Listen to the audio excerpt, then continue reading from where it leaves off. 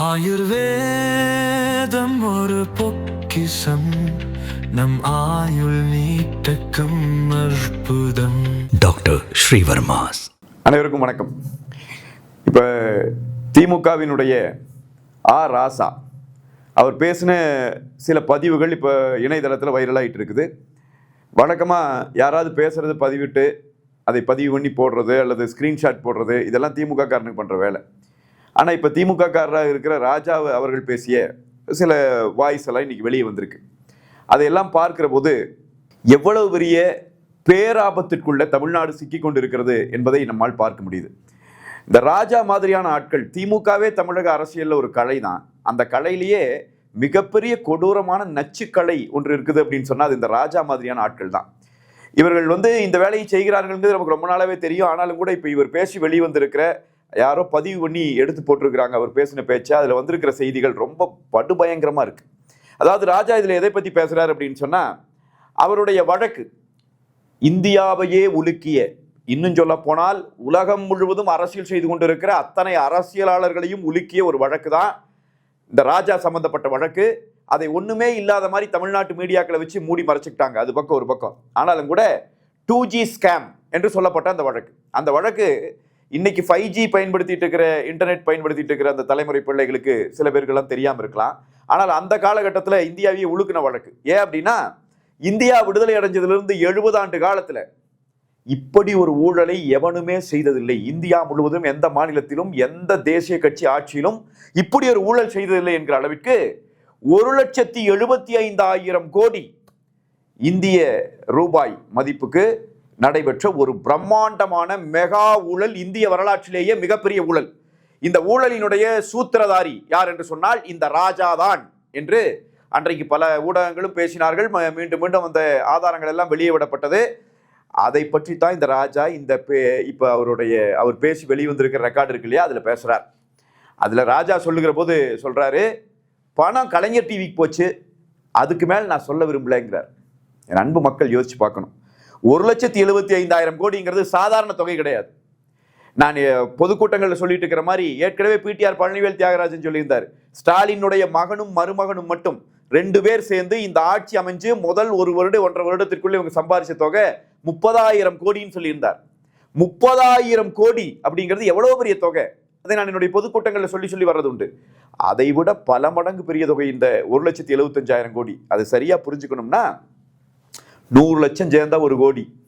அது மாதிரி 1 கோடி, 10 கோடி, 100 கோடி, 1000 கோடி, 10,000 கோடி, 1 லட்சம் கோடி, 1,75,000 கோடி. இந்த பணத்தை என்ன தொகையினே நம்ப முடியாது. அவ்வளவு பெரிய தொகை. இந்தியாவினுடைய பொருளாதாரத்தையே சீரழிக்கிற வகையில இந்தியா மீது ஒரு தொடுக்கப்பட்ட போராக கூட இதை நம்ம பார்க்கலாம். அவ்வளவு பெரிய அயோக்கியத்தனத்தை, அவ்வளவு பெரிய ஊழலினுடைய சூத்திரதாரியாகத்தான் இந்த ராஜா அறியப்பட்டார். இந்த ராஜா பேசியிருக்கார். அவர் பேசின அந்த வாய்ஸ் ரெக்கார்டில் அது வருது பாருங்க. பணம் கலைஞர் டிவிக்கு போச்சு, இதுக்கு மேல் நான் சொல்ல விரும்பலங்கிறார். இருந்தால் எத்தனை தாண்டா கொள்ளையடிச்சிங்க இந்த நாட்டை? எத்தனை தான் இந்த நாட்டு மக்களை கொள்ளையடிச்சு கொளுத்து திரிறீங்க? இந்த ராஜா போன்றவர்கள் எல்லாம் அரசியல் கலைகள் இல்லையா? என்னென்ன பேச்சு பேசிட்டு இருக்காரு. அந்த ஆடியோ வெளியே வந்திருக்கிற ஆடியோவில் பார்த்தா, அந்த ஆடியோ அதை வெளியிட்டதற்காக யூடியூபர் மாரிதாஸ்க்கு இவர் நோட்டீஸ் அனுப்பியிருக்காரா ராஜா. அவர் மாரிதாஸ் சொல்லிட்டாரு, நான் கோர்ட்ல ஃபேஸ் பண்ணிக்கிற பார்த்து போட்டாரு. அது இப்ப பிரச்சனை இல்லை. ஆனா அந்த ஆடியோ வெளியே வந்திருக்கிற ஆடியோல இந்த ராஜா என்னென்னலாம் பேசியிருக்கார், எவ்வளவு மோசடியான விஷயங்களை பேசியிருக்கார். ஸ்டாலினுக்கு அறிவில்லை, ஸ்டாலினுக்கு எதுவும் ஹேண்டில் பண்ண தெரியாதுங்கிறதெல்லாம் புது செய்தி இல்லை நமக்கு. அது நமக்கே தெரியும் தான். அது ஒன்றும் இது இல்லை. அது ஏற்கனவே வைகோ அவர்கள் பேசுகிறார். அவர் ஸ்டாலினுக்கு எந்த அறிவும் கிடையாது, ஒரு கிளை செயலாளருக்கு இருக்கிற அறிவும் கூட இல்லாத ஒரு மனிதர். ஒரு பொம்மையைத்தான் வச்சு இவங்க முதலமைச்சராக இது வரைக்கும் இந்த 5 வருஷம் ஆட்சி நடத்திட்டாங்க. அந்த குடும்பம் பின்னாடி நின்று எந்த அளவுக்கு அந்த பொம்மையை பயன்படுத்தியது என்பதையெல்லாம் தமிழ்நாட்டு மக்கள் பார்த்தாங்க. அதெல்லாம் புது செய்தி இல்லை. ஆனா ராஜா இதுல சொல்றாரு, இந்த 2G வழக்குல கலைஞர் டிவிக்கு பணம் போச்சுன்னு. கலைஞர் டிவிக்கு 200 கோடி ரூபாய் பணம் எதற்கு கொடுத்தது என்கிற கேள்வி வந்த போது தயாளம்மாள் ஒன் ஆஃப் த டைரக்டர்ஸ்னு போட்டு வச்சிருந்தாங்க கலைஞர் டிவியில. அந்த அம்மா கிட்ட விசாரணை நடத்துச்சு சிபிஐ. யார் தயாளம்மாள்ங்கிறவங்க? கருணாநிதி அவர்களினுடைய மனைவி, ஸ்டாலின் அவர்களினுடைய தாயார். அவங்களுக்கு மனநிலை சரியில்லாமல் இருக்கிறார்கள். அவரால் இப்பொழுது இதில் வெளிப்படையாக உண்மைகளை பேச முடியாது, உங்க முன்னாடி ஆஜராகி விசாரணையில் அவங்க பங்களிப்பு செலுத்த முடியாதுன்னு சொல்லிட்டு வந்த கூட்டம் தான் இந்த கூட்டம். கனிமொழி எதுக்காக சிறைக்கு போனாங்க? வாங்கின காசு கொஞ்சம் நஞ்சம் இல்லை. இதே குரல் பதிவுல இந்த ராஜா சொல்றாரு, அழகிரி வந்தார், நான் ஜெயிலில் திகார் சிறையில் நானும் கனிமொழி இருக்கிற போது அழகிரி வந்தாரு, எப்பா கலைஞர் டிவிக்கு போன பணமெல்லாம் ஸ்டாலின் தானே வாங்கி கொடுத்துருக்காப்ல, பேசாம அப்ரூவரா மாதிரி அவனை காட்டி கொடுத்துட்டு நீங்க 2 பேரும் வெளியே வர வேண்டியதானே அந்த ஆள் சொன்னாரு, யாரையே அழகிரி சொன்னாருன்னு ராஜா சொல்றாரு. அப்படின்னா இதே செய்தியை நீங்க வேணா எடுத்து பாருங்க, பழைய காணொலிகள் பாருங்க, இதே செய்தியை கொஞ்சமும் மாறாமல் வைகோ பேசியிருந்தார். இந்த கனிமொழியும் ராஜாவும் உள்ள இருக்கிறதெல்லாம் வேற, ஆனால் உண்மையான பணம் 1 லட்சம் கோடி ரூபாய் ஸ்டாலினுக்கு போயிருக்கிறது, ஸ்டாலின் தான் இந்த ஊழலினுடைய மிக முக்கியமான ஆள் என்று சொல்லி வைகோ பேசியிருந்தார். என்னிடம் ஆதாரம் இருக்கிறது, ஆதாரத்தை வெளியிடுவேன் என்று பேசியிருந்தார். அதற்குள்ள ஒரு கூட்டணி அமைஞ்சிருச்சு, ஓடி போயிட்டார், அது வேற வகை. அப்படின்னா இந்த ஊழல் வழக்கு இன்னும் முடிஞ்சு போகல. ராஜா ஊடகங்களை வச்சுட்டு பெரிய அளவில் அப்படி ஒரு கட்டமைப்பு கொடுத்துட்டு இருக்காரு. இந்த வழக்கு முடிஞ்சிருச்சு, முடிஞ்செல்லாம் போகல, அது இன்னும் அப்பீல் இருக்கு, இடி அப்பீல் பண்ணியிருக்கு, மீண்டும் இந்த வழக்கை எடுத்து விசாரணைக்கு கொண்டு வரப்படும். அதுல இதெல்லாம் சாட்சிகளாக பயன்படுத்தணும். எவ்வளவு வெளிப்படையா நீங்க நினைச்சு பாருங்க. 1,75,000 கோடி ரூபாய்ங்கிற அந்த மாபெரும் தொகையை அடிச்சு வச்சாச்சுன்னா எத்தனை ஊடகங்களையும் விலைக்கு வாங்கலாம், யாருக்கு வேணாலும் ஓட்டுக்கு காசு கொடுத்து ஆட்சியை பிடிக்க முடியும். அப்படியெல்லாம் பல வேலைகளையும் தந்திரங்களையும் திருட்டுத்தனங்களையும் செய்துதான் இவங்க மீண்டும் மீண்டும் ஆட்சிக்கு வர்றாங்க. இந்த ராஜா மீண்டும் மீண்டும் எப்படி வெற்றி பெறுகிறார்? சாதிய எதிர்ப்பாளர்கள் என்று சொல்லிக் கொள்ளுகிறவர்கள் அந்த ஒரு 5-6 நிமிஷம் இவர் பேசுறதுக்குள்ள 3-4 சாதிகளை பத்தி குறிப்பிடுறாரு. நான் எஸ்சியிலிருந்து வெளியே வந்துட்டேன் பத்தியாங்கிறார். கேவலமா இல்ல? எதுக்கு வெளியே வரணும்? பட்டியல் சமூகம் என்பது என்ன? அதுல தவறு இருக்குதா? பட்டியல் சமூகமா இருக்கிறதுல அது பட்டியல் சமூகம் என்பது பெறப்படுகிற உரிமை இல்லையா? வன்னியரையெல்லாம் நான் கரெக்ட் பண்ணி வச்சுட்டேன், கவுண்டர்லாம் அட்டென்ஷன்ல நிக்கிறான், பிராமணன்லாம் இப்படி பண்ணுவான், நாம் அப்படி பண்ணக்கூடாது, நாம் இப்படி பண்ணணும். என்னையா பேச்சு? ஒரு அமைச்சரா இருந்தவர், இத்தனை வருஷம் அமைச்சரா இருக்கிற துரைமுருகன் ஒரு விடுதலை சிறுத்தைகள் கட்சியினுடைய மாவட்ட செயலாளர் தேர்தல் பிரச்சாரத்தில் வாகனத்தில் ஏறினவரை திட்டி கீழே இறக்கி விடுறாரு. வாய் திறந்து ஒருத்தர் பேசுனீங்களா? இந்த ராஜா எல்லாம் பேசினாரா? ஒரு வார்த்தை பேசினாரா? அவர் யாருன்னு தெரியாம கீழே இறக்கி விட்டுட்டாருன்னு பேசிட்டு இருக்கிறாங்க இங்க உட்காந்து ஐடி விங்ல, டிஎம்கே ஐடி விங்ல.